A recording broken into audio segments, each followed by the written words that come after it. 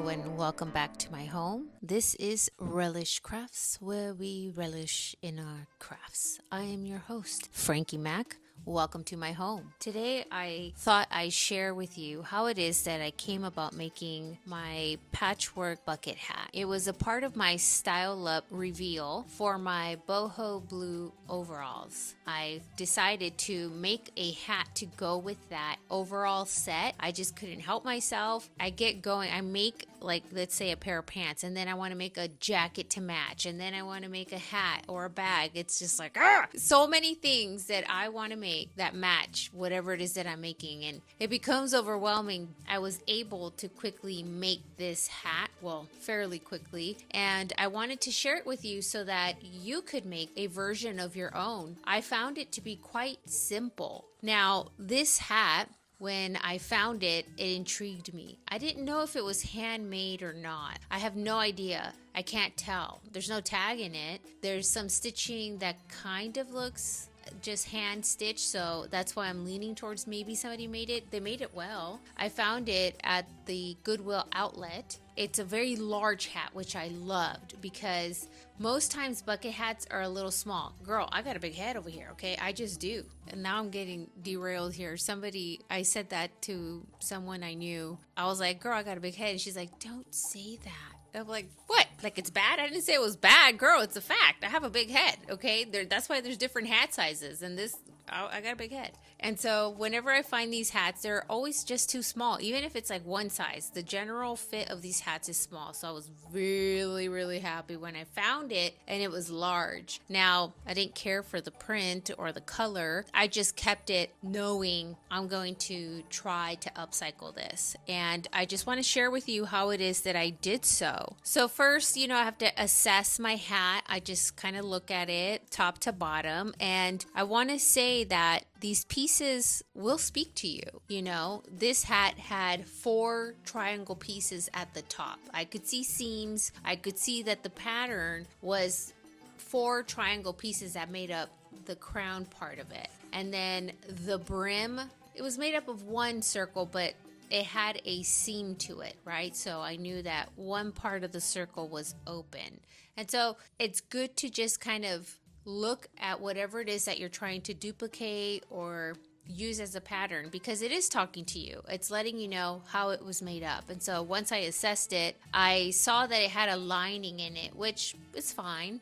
So I just started seam ripping to take the lining out. It proved to be a little bit more difficult than I cared for. The lining was sewn onto the crown of the hat, meaning if I took the stitches out that held the lining, the top of the hat would come apart from the brim, and I didn't care to take it apart that far. So I opted to just open up a couple seams from the lining, as it also was made up of the same 4 triangles that the top was. And then it was stretchy, so I was able to get into the hat well. I really liked that it had the lining because then it would hide all of my stitches once I was done sewing. That was just a really good part of the construction of the hat for what I was doing. And it's okay if yours doesn't have a lining. If you find one or buy one and it doesn't have a lining, girl, it's okay. It's the inside of the hat.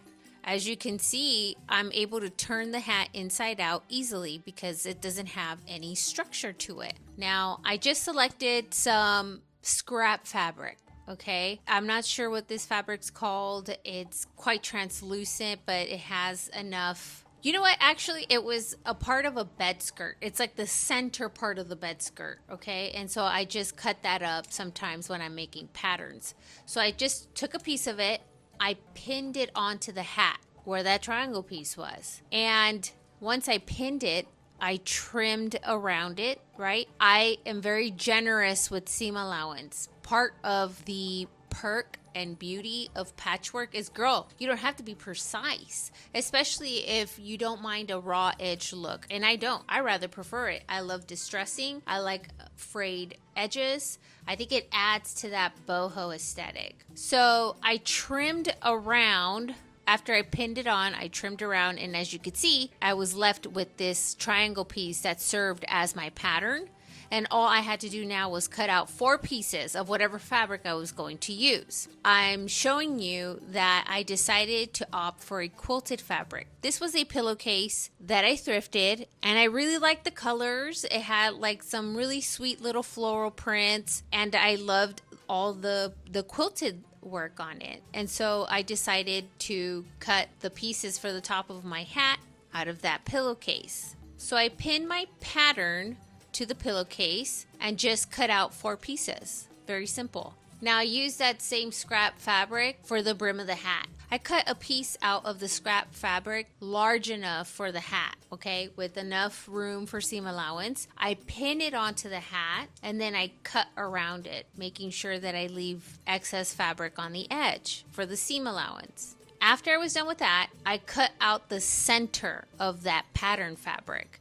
Now, I don't go right up to the edge of the brim of the hat because as I learned, you need quite a bit of that fabric to stitch it on. Like once you start to get sewing things kind of reduce in size due to puckering, not that it's visible, but it kind of shrinks a little bit, okay? So I cut the center out, but not too close to the inside of the hat, okay? I hope that this makes sense. But you're gonna want to tuck in that fabric so that you could stitch it to the inside brim of your hat. You're gonna need more than you think to do that. So if you cut right up to the edge, you're gonna fall short. I just know it. So just give yourself a lot of room for error, honestly, with anything.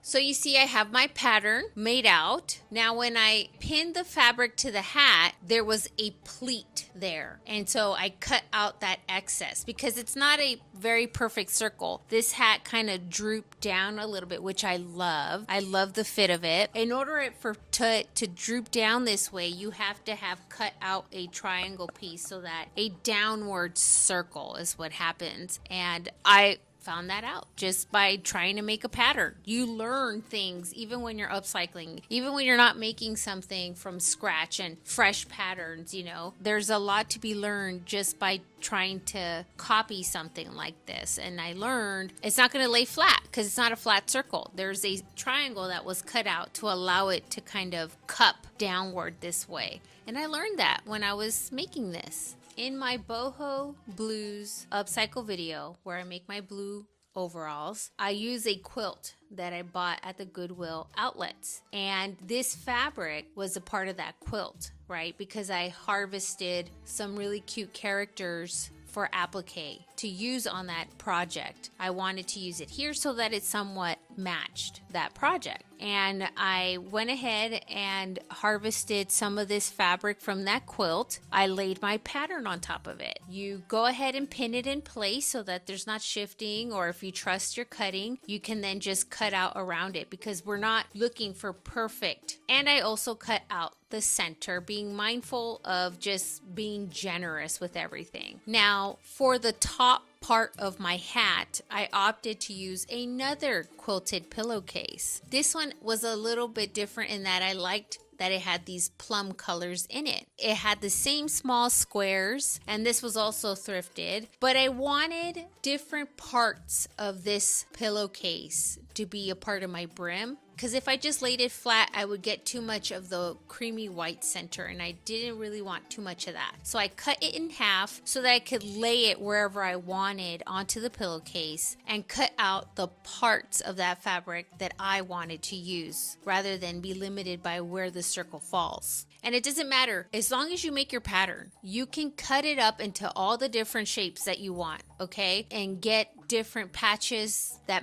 come to that measurement, sew them all back together to make whatever shape that you're going for. There's so many possibilities when you're using patchwork techniques. So I went ahead and cut my pattern pieces out, and I show you what I was left with afterwards. Sometimes, you can go ahead and cross-check your work, okay? That's just something that when I was in cosmetology school, they taught us how to cross-check our cuts and our work to see if there's something that we missed or some adjustments to make, right? And so I tend to do that in my crafting. I cross-check my work, and I took the shapes that I cut out and pinned them onto the hat to make sure that it was enough, even though I measure, even though that I use a pattern, girl, sometimes it comes out too short, okay? And so I have to solve for that. And I just wanted to make sure that I had enough. It was enough, and I removed it because I was gonna start at the crown. Your hat will be different, okay? Your technique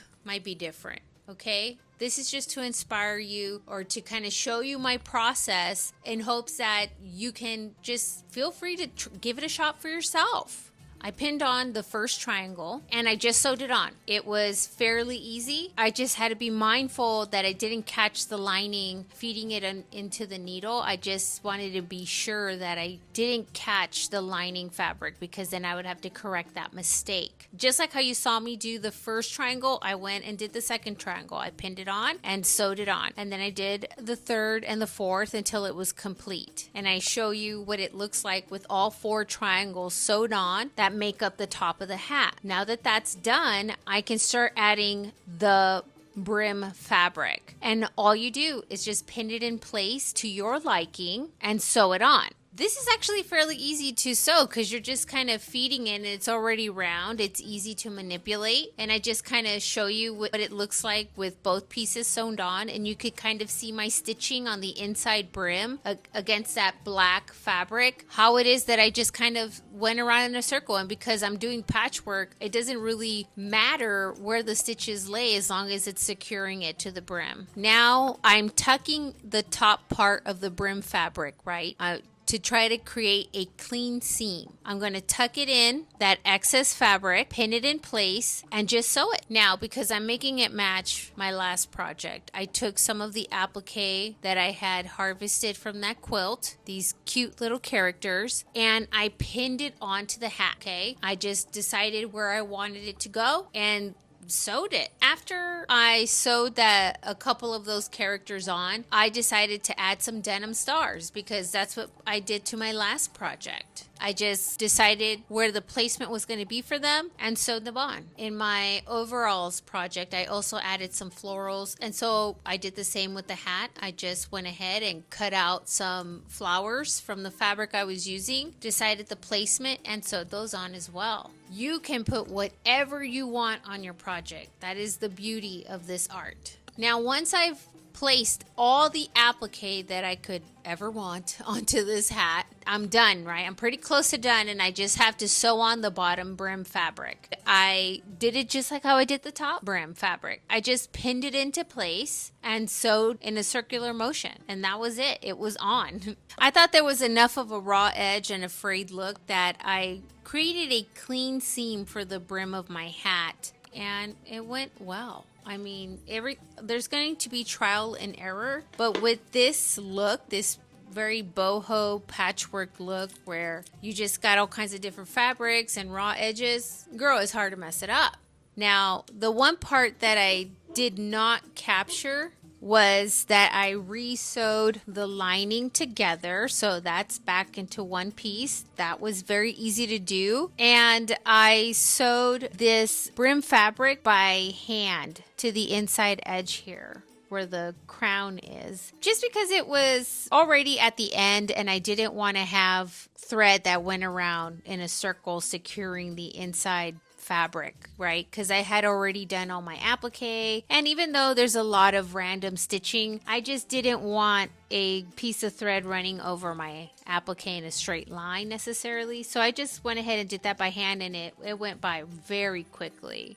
I think it's super sweet. I love it so much. I wish I could find oversized bucket hats like this more often, but they're quite rare. I don't really find them out in the wild. And so I was really happy when I found this. I will continue to keep an eye out for these because I want to be able to do this again. I don't know if I can come up with my own pattern. Maybe I could try it. This just came out so perfect. I'm beyond happy with how it came out, and I hope you agree that it's very nice.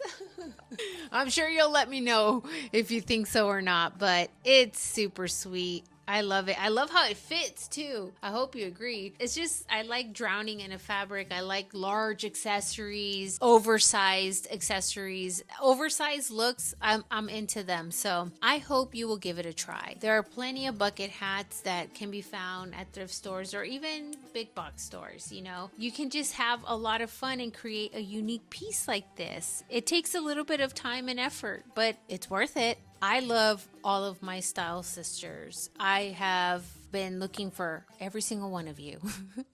I love you all. I love that we love the same things, that we have similar aesthetics, and that we can connect on being women and loving this craft. I had one of you reach out to me, and I want to share with you what she shared with me, and I asked if I could, because I was just so excited and happy to see one of my style sisters out there sharing what she made. And I think it's beautiful. Well, first of all, she's beautiful, a stunning, beautiful woman. And she shared with me her upcycle project. Now, I have complained or expressed how difficult it is to work with denim, you know, especially when it comes to seam rip. And this style sister upcycled a denim jacket and a denim skirt, and we're talking floor length. Not only did she share her project, like, I wanted to share it with you because she modeled it. She put it on, and I loved getting these pictures and seeing her. Like, it was the coolest thing ever. I loved it so much.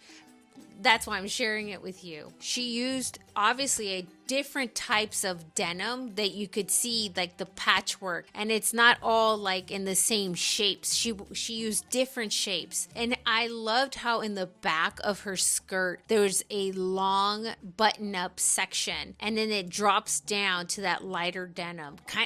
It looks wonderful, and I love the double waist detail of this skirt. And then if you notice in the front of her skirt, she made this diamond shaped patch, it's so awesome where she placed it, and that she didn't even use her belt loops. She put her belt on top. Okay, so there's so much visual interest there. There's the two waistbands, and they're different colors. There's the belt loops, and then she put her belt on top of it. Like, really awesome layering work there, and use of her belt as well. I like how she kind of ruffled a piece underneath her jacket and left a raw edge around the collar. I'm gonna have to use that one. That, I really love how that looked. And her sleeves are patchwork as well. And I zoomed in on the fact that she paired all this denim, okay, with these golden leopard print shoes, which just popped underneath all that denim. I loved it. And I loved her fun hairstyle that she used in order to model her creation.